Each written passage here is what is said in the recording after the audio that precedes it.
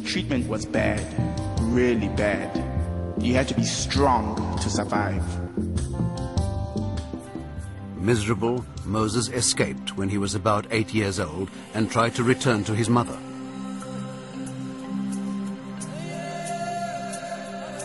He made his way home, crossing vast velds and passing through shanty towns, but there was no joyous reunion.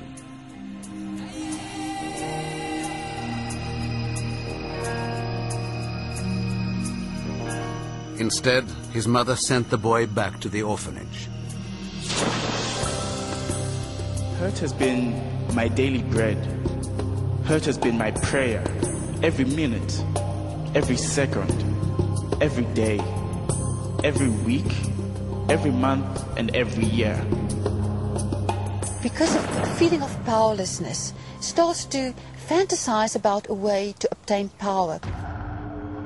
When he was about 11, Moses was moved to yet another orphanage in KwaZulu-Natal, a designated black homeland near the Indian Ocean. Then, in his early teens, Moses ran away again. He hitchhiked 300 miles back to Vosloorus to stay with his older brother Patrick. Now, on his own, Moses took menial jobs. He trained as an amateur boxer, building his strength. He also became popular with local women for his charm and disarming smile. Sithole's defense attorney, Ibn Jordan. What I can tell you, he is a very intelligent man.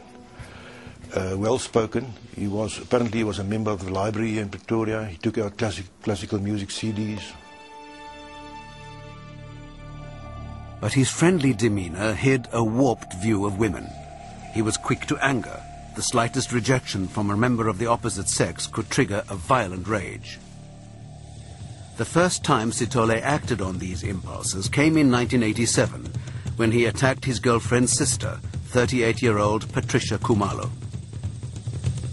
We lured her to the mine dump in Cleveland, in Johannesburg, where he raped her. He left Khumalo tied up with her clothing thrown up over her face. She managed to escape, but fearing for her life, she never went to the authorities.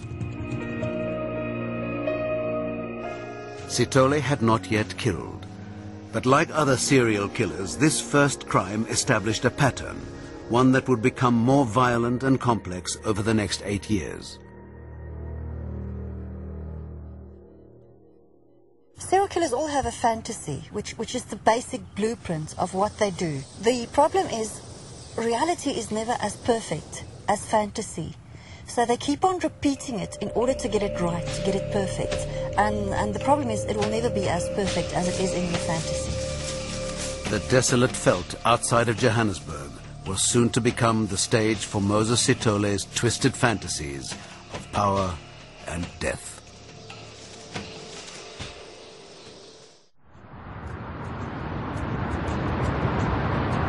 Johannesburg, South Africa, 1987. 22-year-old Moses Sithole had raped his first victim. Because she was too afraid to tell the police, Sithole was able to assault another woman. His actions became more violent. His third victim, Lindiwe Nkosi, was a girlfriend's sister. He lured her to a remote spot, then threatened to pour petrol on her head and set her on fire if she didn't submit.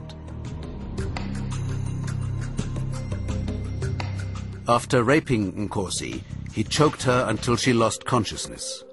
When she revived, he told her he would kill her if she went to the authorities. She too kept silent. Emboldened, Sithole committed more rapes. There's incredible tension building up in him. It's almost like an urge. He must get to this point where he is going to start to find a person, the right person, and also all the tension and planning that goes behind getting the right person and then actually acting out the plan that he has been fantasizing. Investigator Leon Nell would see that Sithole's victims fit a profile. Moses Sithole would go for ladies that were looking for work. They were easy targets. Sithole met Doris Swakamisa in Germiston in February 1989. At the time, Sithole worked as a store clerk, but he told Doris that he was a successful businessman from a neighboring town. Sithole promised Doris employment and offered to personally escort her to her new job. When they arrived at the train station, Sithole told Swakamisa they could take a shortcut through the veld. Once they had walked far enough so no one would hear her screams, Sithole pulled out a knife hidden in a folded newspaper and told Doris he was going to rape her. Sithole tied Swakamisa's hands with her underwear, then assaulted her. He claimed he would not kill her if she promised not to tell anyone. He then left her in the veld with her hands and feet bound. 3 months later, Doris Swakamisa spotted Moses Sithole in a shop in downtown Johannesburg. She called the police in the South African town of Cleveland where the rape took place. Sithole was arrested. He was loaded with the victim in the back of a police vehicle. On the way to the Cleveland police station, he then said to her, "Bitch, I should have killed you." Sithole claimed he was innocent, saying Doris had picked the wrong man. But the judge didn't believe his story. Sithole was sentenced to 7 years in prison.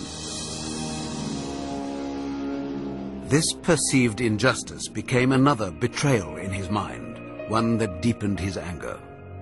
In prison, Sithole insisted that he hadn't hurt anyone, his warped view of women apparently blinding him to his victim's pain. I regret not having killed the first lady that falsely accused me. Sithole had used fear to control the women he raped. Now he became the victim. Sithole would later tell Superintendent Venor Viljoen about that difficult time. He was sodomized by co-inmates, assaulted and rejected by them for being a rapist. But outwardly he maintained a calm demeanor. To the guards he appeared to be a model prisoner. He bided his time, concentrating on survival and cultivating his rage. On one visitor's day, he met Martha Ndlovu, the sister of another inmate. After his release in November 1993, he moved in with Martha, despite the objections of her family. Her family was not exactly satisfied that Martha could love me. Her mother's objection that I came from prison. How could she love me? And although the couple were not legally married, she was considered to be Sithole's wife. He soon began working with Martha's brother, fixing cars in the yard of her father's home. It was a humble beginning, but it seemed Sithole was starting a new life. Across South Africa, it was a time of unprecedented hope. Mercy and freedom for all. I stand here before you, not as a prophet, but as a humble servant. Nelson Mandela was elected president, and new possibilities were emerging for black South Africans. But for Sithole, freedom provided a different kind of opportunity. For the first time, black South Africans were able to travel freely across the country. Many village women came to the cities looking for work. Their naivete and gentle country manners made them especially vulnerable to a sexual predator like Sithole. Within a few months, Sithole had stopped working as a mechanic. Each morning, he left the house with a folded newspaper under his arm. He claimed to be looking for work, but he was actually preparing to commit his first murder. Like many other serial killers, Sithole focused his rage on the most marginal groups in his society. In this case, unemployed black women. For every crime, there's a build-up of tension. If they experience certain trigger events, it could be a conflict with a female or even just another person, which acts as the final trigger as to why they go and commit the murders. In early July 1994, Sithole met 19-year-old Mariah Monama on the streets of Pretoria.